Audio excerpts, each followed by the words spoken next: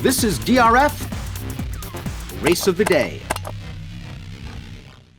Hi, everybody. Dan Illman, Mike Beer, the DRF Race of the Day for Sunday, March the 14th, race number 6 at Santa Anita. Let's throw up the field for the Irish O'Brien Stakes. We've got fillies and mares bred in California going 3/4 of a mile on the turf. You can download free formulator past performances for this race on the Race of the Day event page at drf.com. Access them, handicap along with us.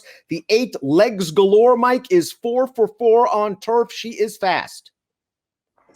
She is fast, and you're right, she's undefeated on the grass, Dan. This is probably the toughest race for her to date, and it feels like getting the lead is very important to her, so we'll see how fast this pace gets. Now, Timeform US believes that she will be able to make the lead. We'll throw up the pace projector. They feel that she can clear from post position 8. I wonder if she's going to have to work a little bit, because the 4 Sadie Bluegrass is not a slow horse by any means, and she might force Legs Galore to exert herself the first quarter mile or so.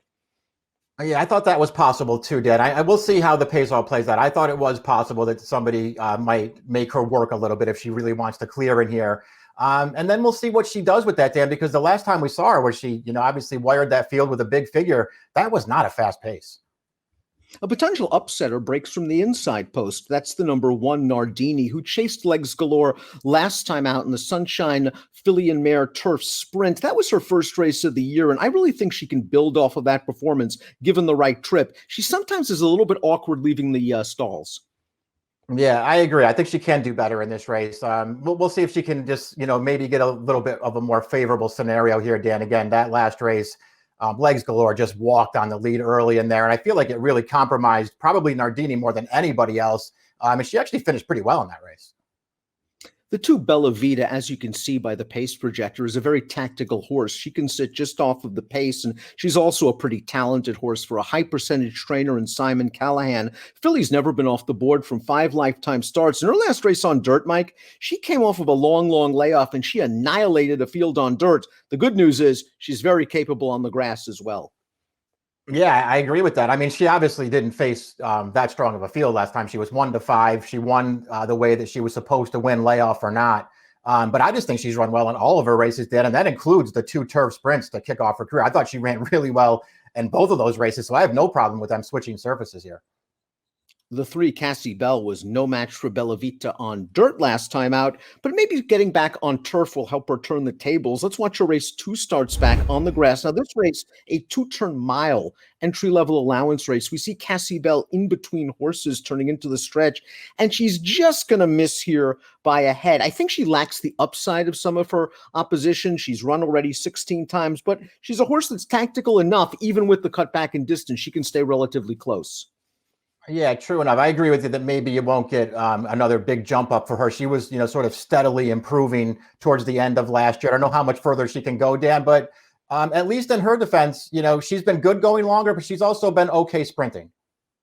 Sadie Bluegrass was claimed for $12,500 and around this time last year, and she's now won 4 out of her last 5, including this race over the Tapeta surface, going a mile at Golden Gate Fields, where she just controlled a very mild pace. And when you allow a filly that's 3-5 go 114 and 3 up front, she's supposed to sprint on home, and she does.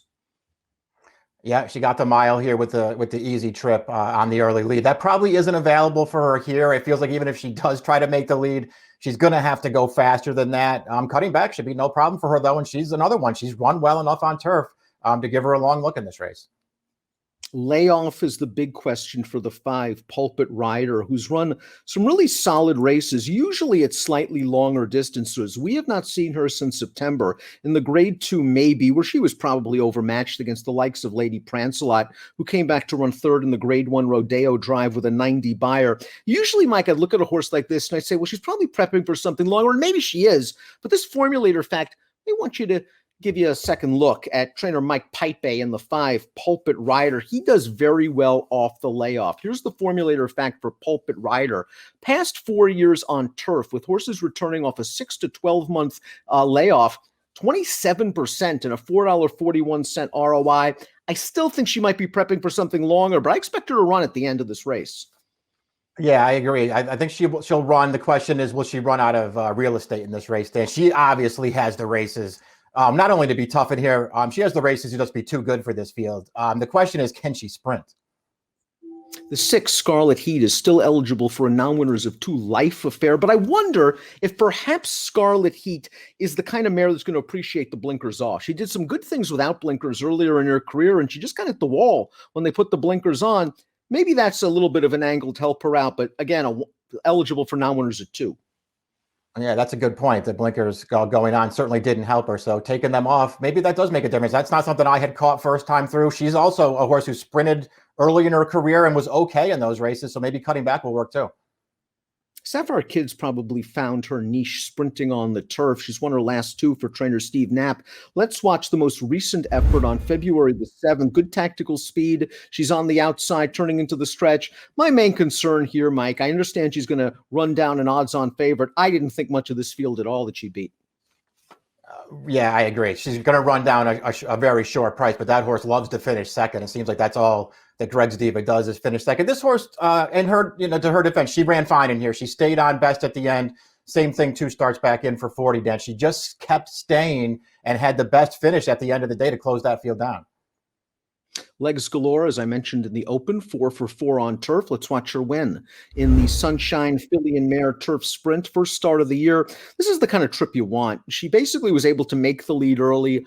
She dusted a long shot away. Mosi Cal tried to chase her home, and Legs galore is just too much. She did get away, I thought, with an easy pace from Toast 2. I think she'll have to go faster here. And as you mentioned in the open, this is the toughest test of her career. Yeah, they're stepping her up into a tougher race here, so we'll see how she handles it, and then we'll just see what she does from that outside post with speed to her inside there, because, again, the story of that last race, to me anyway, was she just basically walked early and just had plenty left to sprint home. Top pick time for Sunday's race of the day. Well, she's made a believer out of me, and I realize she's going to have to work in here. I think Legs Galore is good enough to do it. You like Bella Vita, and boy, I might have underestimated her greatly because she is very, very talented no matter the surface. Yeah, I just like all of her races, basically, Dan. And again, I'm just going back and watching her first 2 career starts sprinting on turf. She ran really well in both of those races. I have no problem with them coming back to turf sprinting here. Nice feature at the Great Race Place on Sunday. Bella Vita for Mike, 2137. Legs Galore for me, 8571. Best of luck.